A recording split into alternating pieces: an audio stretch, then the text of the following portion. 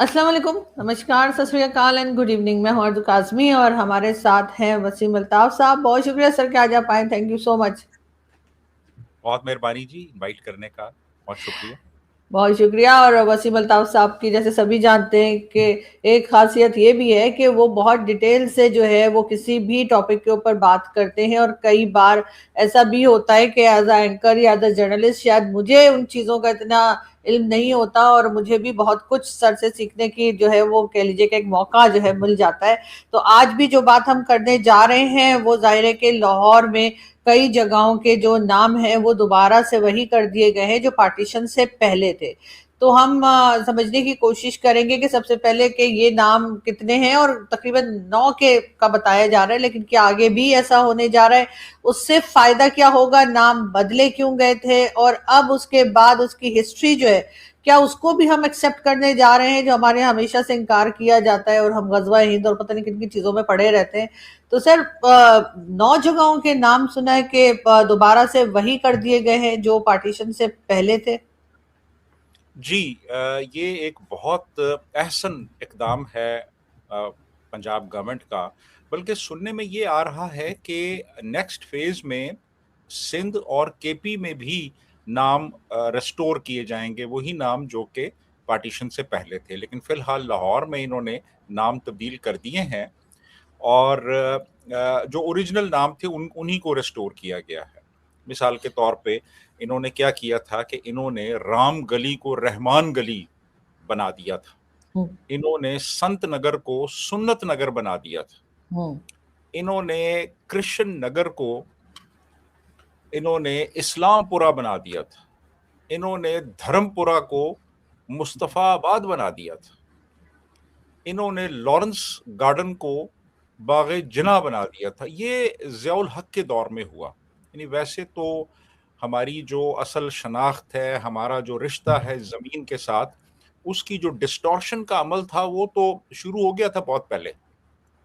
چیزوں کو ڈسٹارٹ کرنا اور جھوٹے موٹے نام جو ہے وہ دے دینا جن کا کوئی تعلق نہیں ہوتا تھا. جیسے اب فیصل آباد کو ہم نے نام دے دیا ایک شہر کو جو کہ پہلے لائل پور تھا، اسی طرح عمری تھا اس کو ساہیوال بنا دیا، کیمبل پور کو اٹک بنا دیا. تو یہ اس طرح سے ہم ڈسٹارٹ کرتے رہے ہسٹری کو، حالانکہ شاہ فیصل کا کوئی تعلق ہی نہیں تھا فیصل آباد سے. فیصل آباد تو انگریزوں نے ڈیزائن کیا تھا، اور اسی حساب سے اس کا نام سر لائل لیفٹیننٹ گورنر جو تھے ان کے نام پہ لائل پور رکھا گیا تھا. تو یہ سلسلہ بہت پہلے شروع ہو گیا تھا، لیکن جو اس کو معراج پہ پہنچایا ہے نا وہ ضیاء الحق کا دور تھا.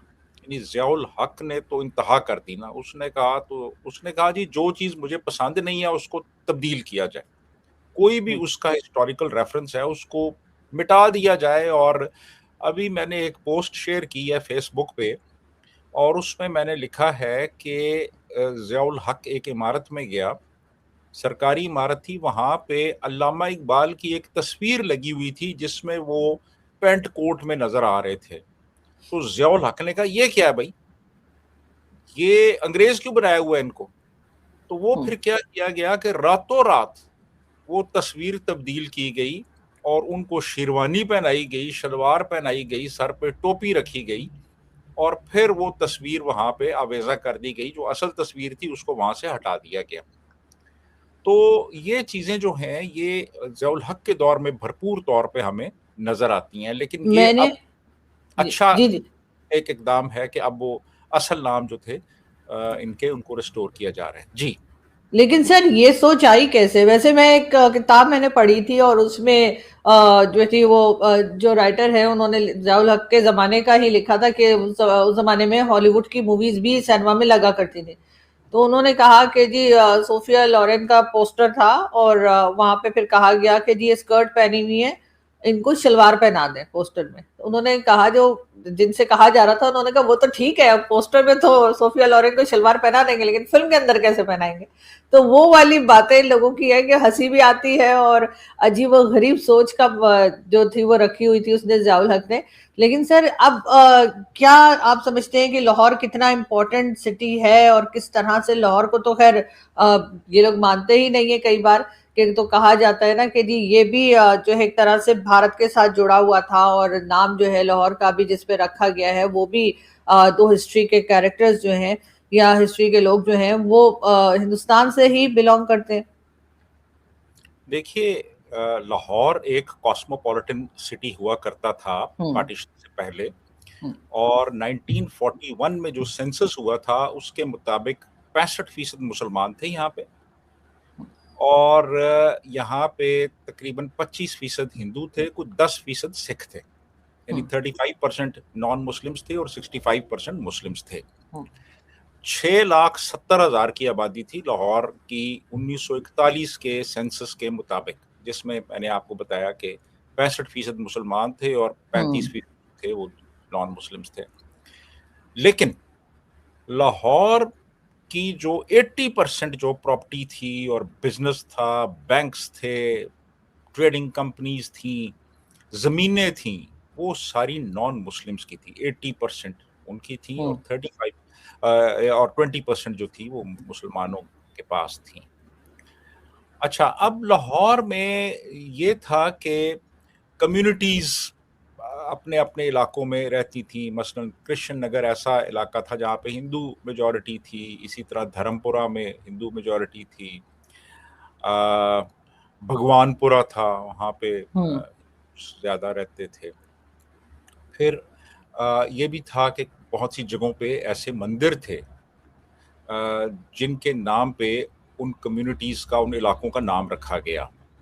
رام گلی ہے مثال کے طور پہ، اس کا نام رکھ کرشن نگر مثال کے طور پہ، ہندو بھی تھے، مندر بھی وہاں پہ تھے کافی. تو یعنی کانسنٹریشن تھی مختلف کمیونٹیز کی مختلف علاقوں میں. تو اسی حساب سے وہ نام رکھے گئے تھے.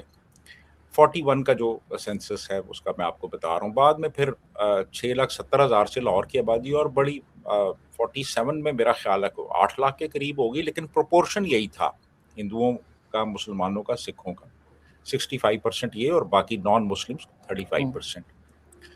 تو بڑے امن چین سے رہتے تھے، پیار محبت تھا. عید ہندو بھی منا رہے ہیں، بیساکھی مسلمان اور ہندو بھی منا رہے ہیں، اور اسی طرح دیوالی سارے مل کے منا رہے ہیں. تو بڑا پیار محبت امن چین تھا. ابھی میں ایک جگہ پڑھ رہا تھا کہ دیوانند کی 2 بہنیں جو تھیں وہ لاہور میں بیاہی ہوئی تھیں اور شوہر وہاں لاہور میں تھے. یعنی آپ یہ دیکھیے کہ بڑی ایک خوبصورتی تھی، ملٹی کلچرلزم تھا وہاں پہ. ملٹی کلچرلزم جہاں پہ ہوتا ہے نا، وہاں پہ پھر میوچل کو ایگزسٹنس بھی فلرش کرتی ہے، کہ مل جل کے رہنا ہے، بھائی چارہ فلرش کرتا ہے. مذہب ایک پیورلی پرائیویٹ میٹر بن جاتا ہے اور مذہب کی بنیاد پہ کوئی تفریق نہیں کی جاتی. اور یہ آپ نے سر آپ نے سوری آپ کی بات کر رہی ہوں، آپ نے دیو صاحب کی بات کی. خیر میرے تو بہت ہی فیوریٹ رہے ہمیشہ سے، مجھے بہت ان کی جو پرانی موویز ہیں بہت پسند ہے. تو دیو صاحب نے تو سر انگلش لٹریچر میں ماسٹرز کیا تھا اور وہ بھی لاہور یونیورسٹی سے ہی.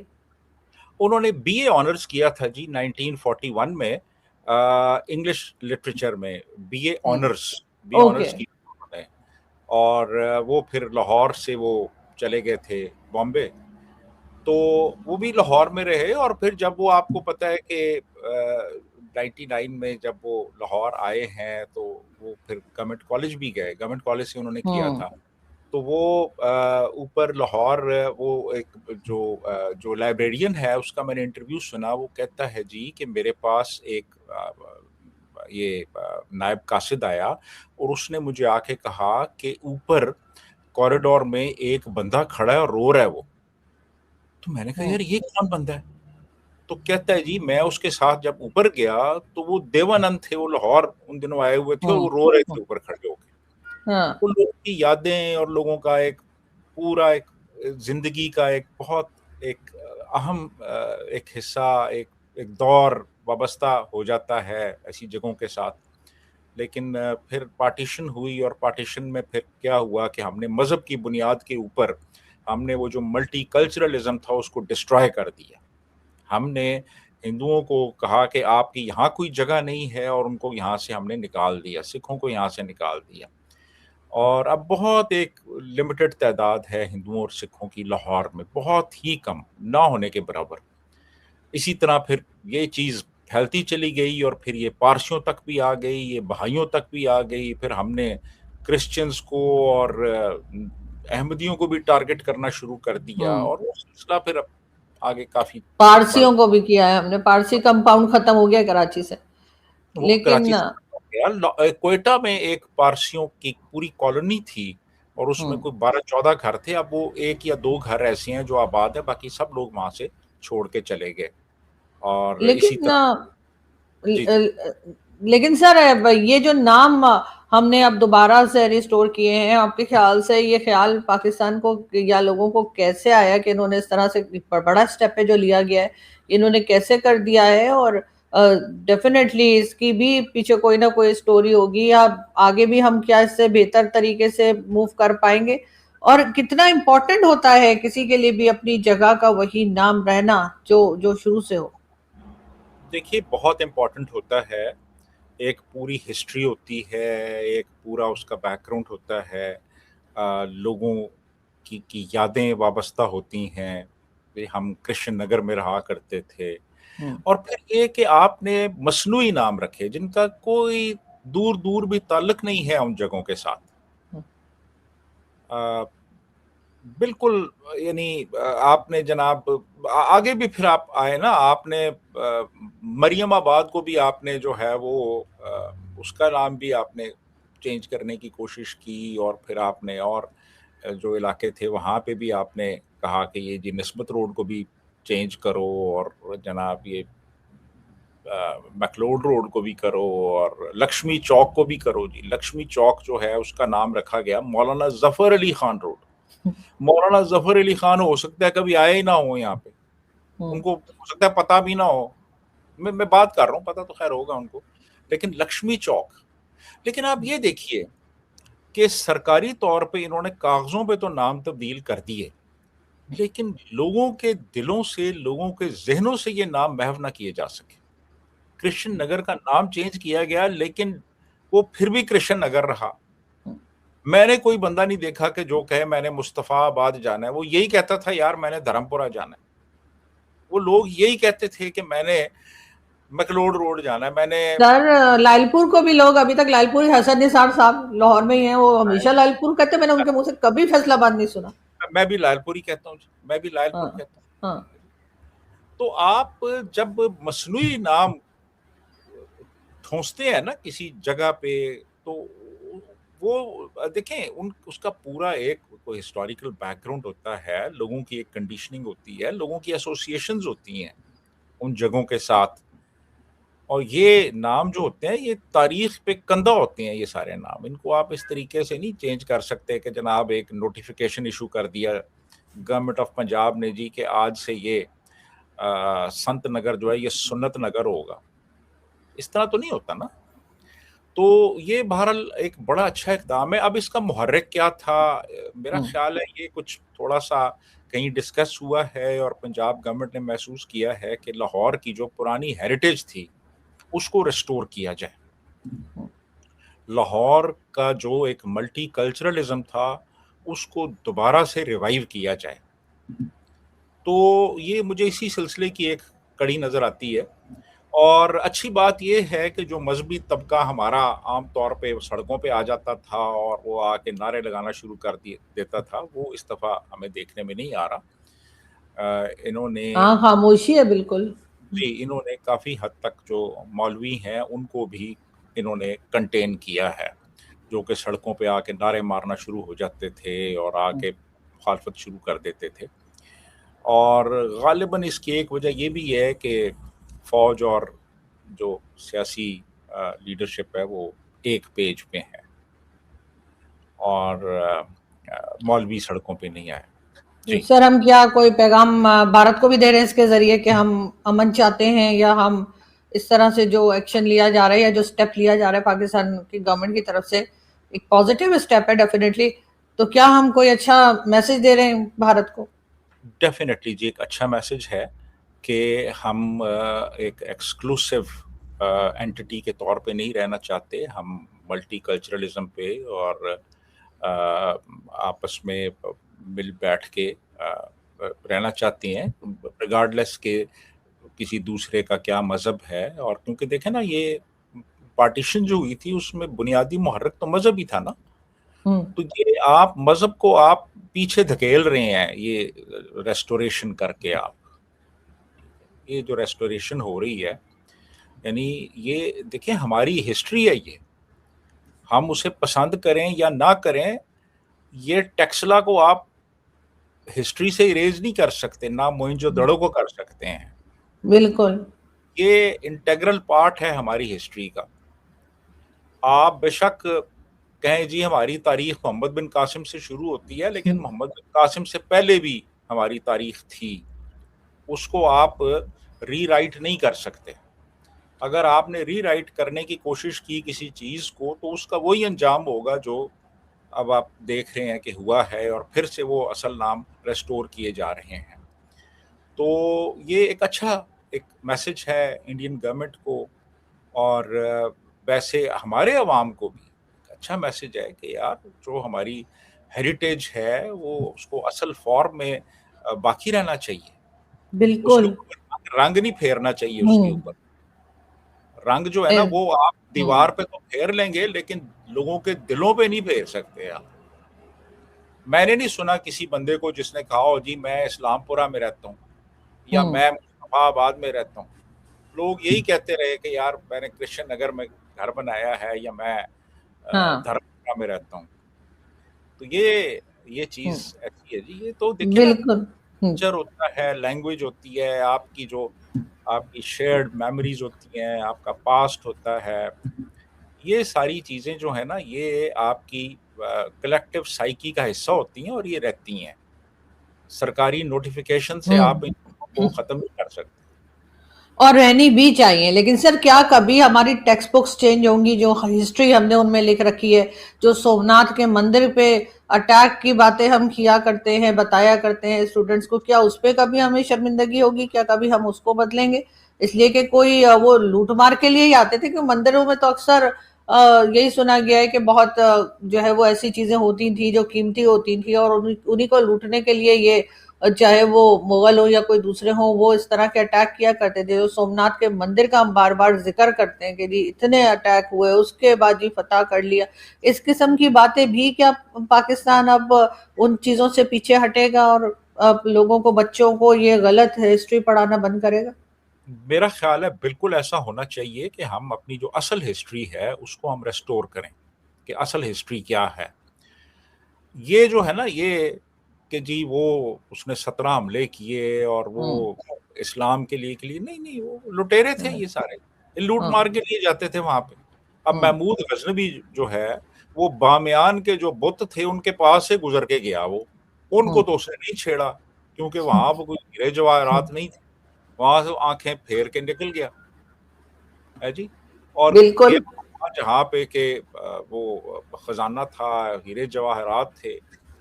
تو یہ سارے جو تھے نا، یہ محمد بن قاسم لے لیں یا محمود غزنوی لے لیں یا نادر شاہ لے لیں، یہ سارے احمد شاہ ابدالی، یہ اسی لیے یہاں پہ آتے تھے لوٹ مار سب کے بھی. لٹیرے ہی تھے ایک طرح کے، اور بالکل مندروں کو لٹیرے. لوٹا کرتے تھے. اور پھر ہمارے یہاں بڑا بتایا جاتا ہے جی 17 حملے کیے اس نے، تو 16 بار مار کھا کے گیا، اس بارے میں کوئی بات نہیں کرتا.